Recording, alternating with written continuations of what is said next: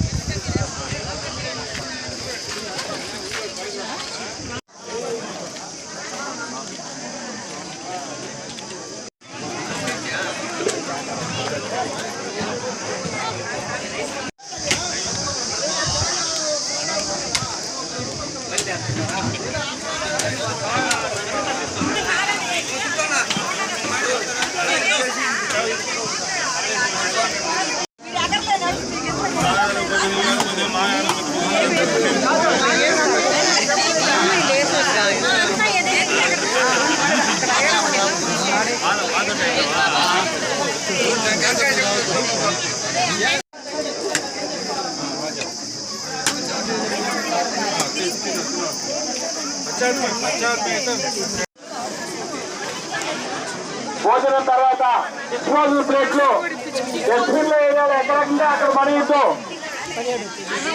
Water glass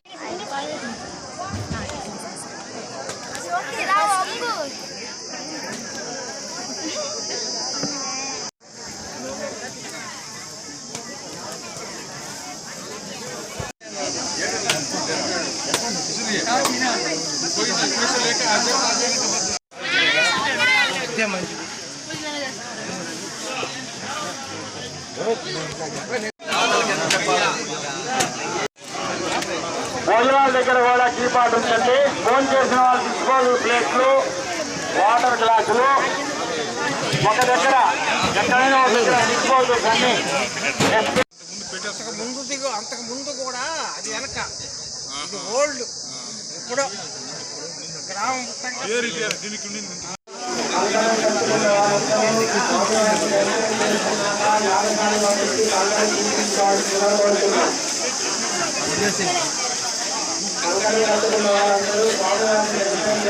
సృష్టవృద్ధరాభ్యాం నగేంద్రకన్యా వృషకేతనాభ్యాం నమో నమః శంకర పార్వతీభ్యాం.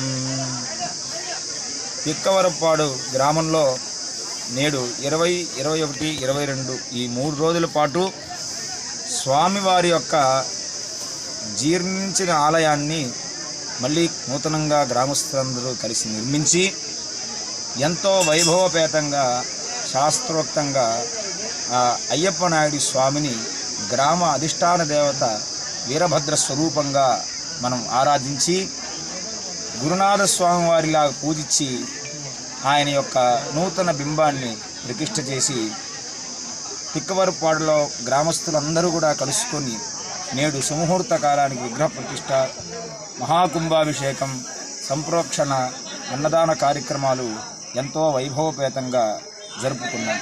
ఆ స్వామివారి యొక్క దివ్య కరుణా కటాక్షాల వల్ల ఈ గ్రామస్తులందరికీ కూడా స్వామివారి యొక్క అండదండలు ఎల్లవేళలా పరిపూర్ణంగా ఉండాలని మా తరపున మేము ప్రార్థిస్తూ వచ్చినటువంటి భక్తులందరికీ కూడా స్వామివారి యొక్క అనుగ్రహం పరిపూర్ణంగా ఉంటుంది.